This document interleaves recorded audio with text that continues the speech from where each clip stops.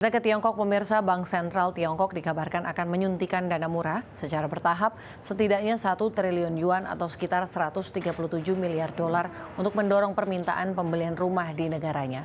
Langkah ini merupakan upaya terbaru pemerintah Beijing untuk menopang pasar propertinya yang masih kesulitan.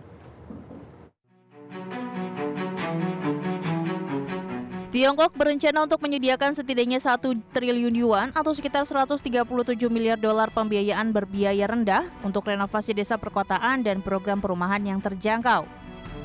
Langkah ini merupakan upaya terbaru pemerintah Beijing untuk menopang pasar propertinya yang sedang kesulitan. People's Bank of China berencana menyuntikkan dana secara bertahap, yang dimana uang tersebut pada akhirnya akan diharapkan mengalir ke rumah tangga yang dapat digunakan untuk membeli rumah.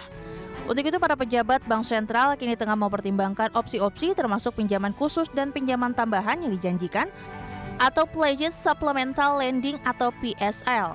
Sebelumnya pada bulan Oktober, jumlah dana yang dipinjamkan melalui program PSL telah mencapai 2,9 triliun yuan. Bahkan jika ditambahkan dengan suntikan dana bersih baru sebesar 1 triliun yuan, ini akan mampu melampaui rekor jumlah PSL sebelumnya pada tahun 2019.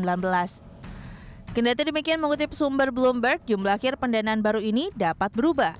PSL yang juga disebut sebagai helicopter money merupakan opsi yang memungkinkan Bank Sentral menyediakan dana berbiaya rendah melalui kebijakan dan pinjaman komersial kepada pengembang proyek renovasi kawasan kumuh.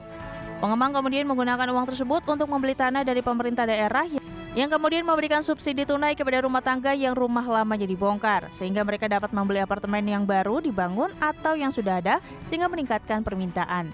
Pengembangan milik negara seperti China Resource Land Ltd termasuk di antara penerima manfaat terbesar dari perluasan proyek perumahan terjangkau sebelumnya.